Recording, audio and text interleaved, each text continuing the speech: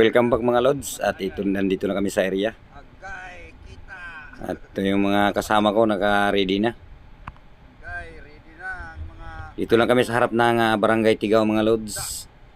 At yung isa dyan, yung pamangkin ko ito, si Ivan, yung pamangkin ko. Saka yung sa kabila, yung nakakulay blue, si Lods Bro. At ito mga lods, unang dive mga lods. Isang masarap na isda mga lods, tagbago kung tawagin ito sa amin. Ewan ko kung anong tawag yan sa lugar nyo mga lods.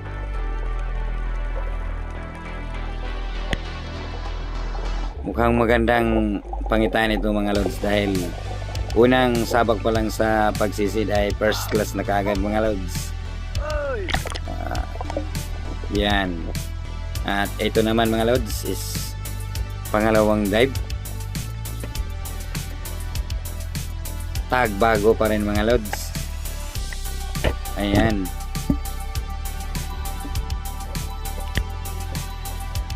Nagsilabasan yung mga tagbago siguro sa area na to mga lods, kaya yun, kung mapapansin natin hanggang dulo mga lods sa video natin ito, panoorin yung mga lods. At ito sisid tayo ulit mga lods. Isang tagbago pa rin, kaso ayan o, nasa nguso yung tama mga lods. At ito isang baga or pulahan, pero masarap naman na isda ito mga lods. Paksi o kaya sa prito, pwede na.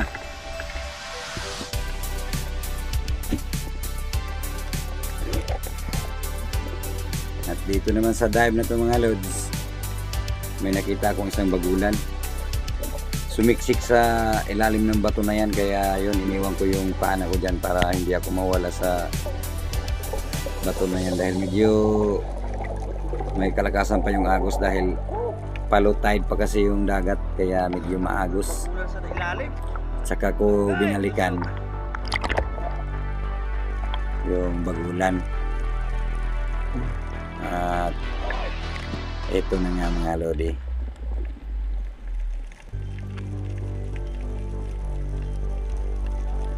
At medyo nahirapan pa ako dito mga lods, dahil pagpana ko parang hindi tinablan yung bagulan.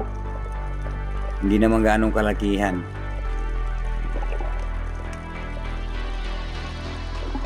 At tingnan nyo mga lods kung anong nangyari nito mga lods. Ayun yung bagulan oh.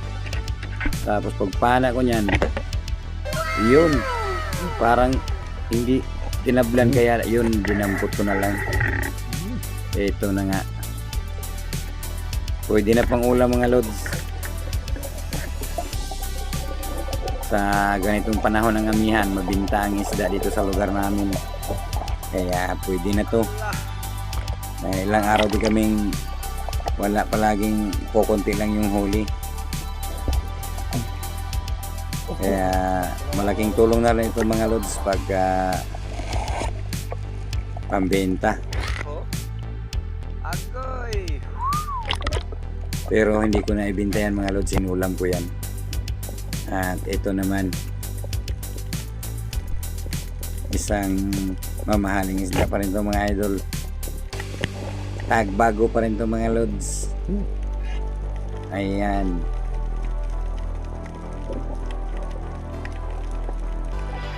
Nagsilabasan yung mga tagbago sa area na ito mga lods. Kahit malaki yung buwan, yan, marami naman silang nagsilabasan. Maganda rin mamana sa malaki yung buwan, dahil pag ganitong klaseng isda, talagang nagpapakita itong mga idol.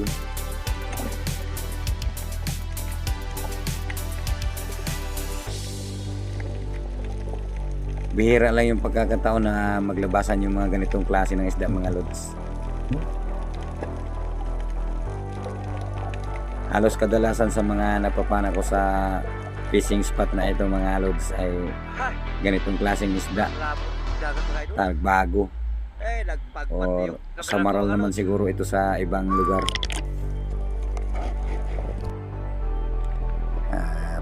Ito naman ay dalagang bukid or lila. Lila kung tawagin ito sa amin ito mga lods. Dalagang bukid. Nasa dagat naman itong mga lods. Dapat dalagang dagat yung tawag nito mga lods, ano. At ito pa,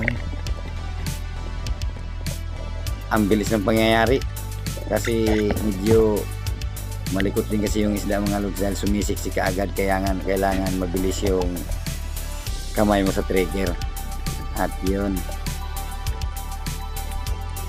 ito pa mga lods, tagbago pa rin, gandang pwesto, nasa halamang dagat.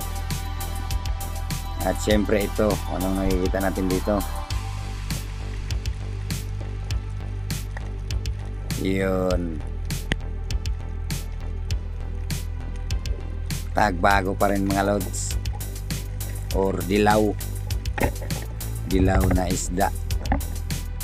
Yan, ang dami talaga mga lods. Anli ang putukan sa spacing spot na ito mga lods.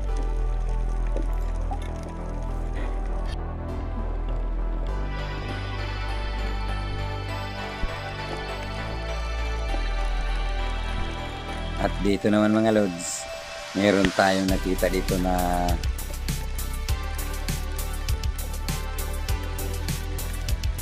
isang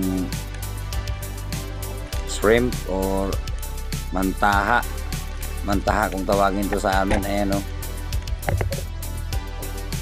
diyan naglulungga sa buhangin. Yun, masarap na pang ulam. Iwan ko anong tawag sa lugar nyo to mga lods, dahil ang tawag dito sa amin is mantaha. Ayan o, pang ulam na mga lods. Yan, pero mag-ingat tayo sa isdang ito. At ito,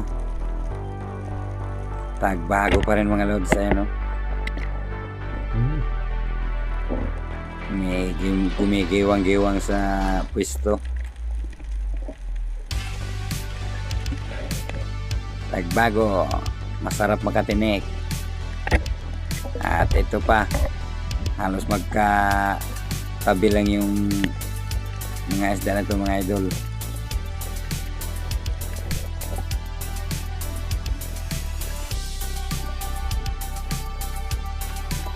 At syempre dito, ano yung nakita natin dito sa fishing spot na ito mga lods?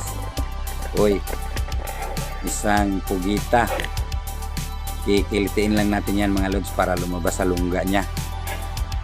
Panoorin nyo mga lods. Ayan o, ganyan lang ang pagpalabas ng pugita mga lods. Ayan, pugita, walang kahirap-hirap.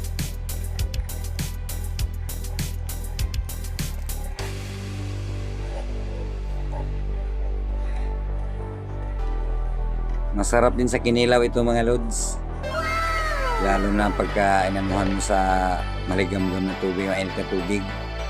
Ibabad mo sandali sa mainit na tubig, saka mo kilaw. Malambot na yan, masarap lang ikilaw yan mga lods. Pugita,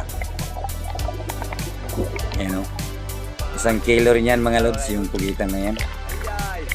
Good size na rin mga lods. Ayan.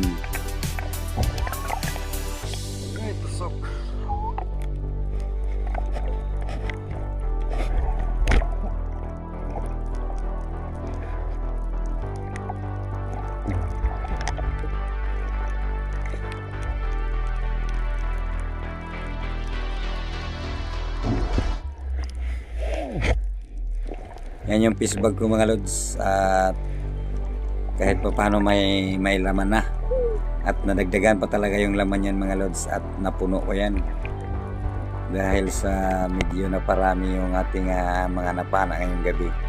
Ito na naman, Tarag bago mga lods. Gitik mga lods, gitik. Yan. At siyempre ito pa, dalawahin ko sana, kaya lang umalis yung isa. Yung malaki na lang yung nagpaiwan, kaya yon. Tusok mga lods. Agay, tusok. At ito, nandito lang yung kasama. Ayan. Sapol mga lods. Agay.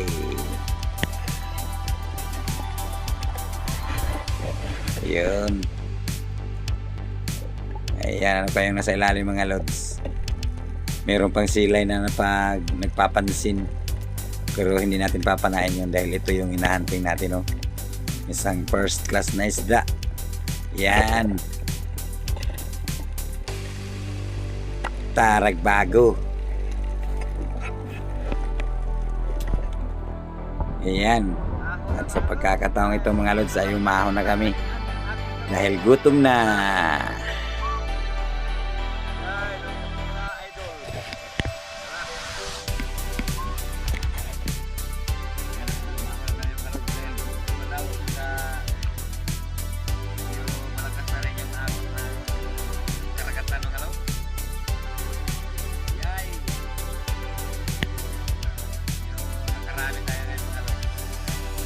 Marami yung ano natin ngayon, pana.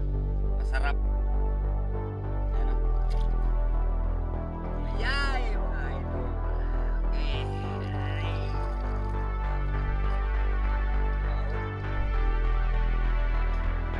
Silas. Silas na. Isang bagulan. Agay tusok. Asa mag-imo loads bro. Tingnan natin yung huli mga loads bro. Yun. Ayay! Namugat pakupa! Sana all. Ano ba nagbaga? Pilion din din kong baga. Sabayan siya na ko pa. Ako pilion ay hampak nga. Imo diha loads bro gamay. Haman. Agay tagbago. Wow! Aho na kami mga loads at maya ng konti ay uwi na. Time check mga loads. Iyay ka. 1:00 na ng madaling araw. Tapos sumisid kami mga 9 na ng gabi yun mga loads. Kaninang 9:00. Yan.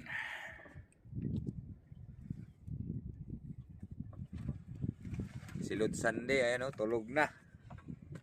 Wow! Pero yung mga loads bro dyan, oh, ayan, oh. Excited nang umuwi dahil masarap na rin magpaksiw. Ay nako, talaga naman. Yan mga loads.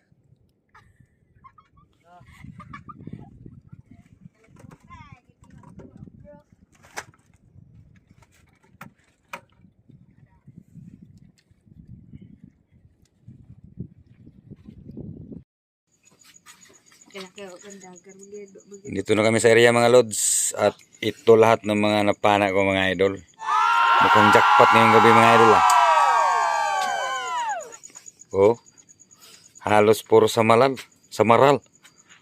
Yan yung bagulan na napana ko mga loads. Saka yung pugita nasa ilalim yan, oh. At kikiluhin natin yan mga idol. Yan mga loads. At ito yung mga nandito yung pisada sa isda namin kagabi mga loads. At ito yung mga pisada sa mga isda namin kagabi mga loads.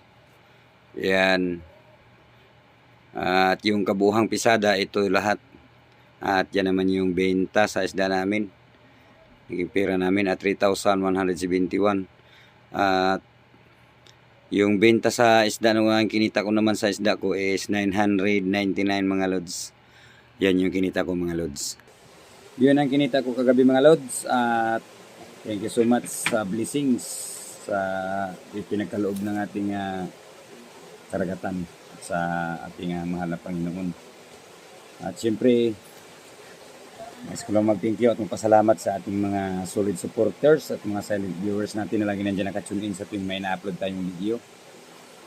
Mega love shout out sa inyo lahat mga lods at sa mga idol natin na lagi nandiyan nakatune in, yung mga kapwa vlogger natin. Maraming salamat sa inyo lahat mga lods. At ingat kayo palagi mga idol. Wala mo tayong shoutout mga lods. Siguro next upload na natin yung shoutout natin. Yung next upload natin is night dive pa rin tayo mga lods dahil napakalakas ng amihan saka malabo yung tubig dagat sa D-dive mga idol. Kaya night spear fishing muna tayo mga lods. At yun, thank you so much. Ingat kayo palagi mga lods and God bless.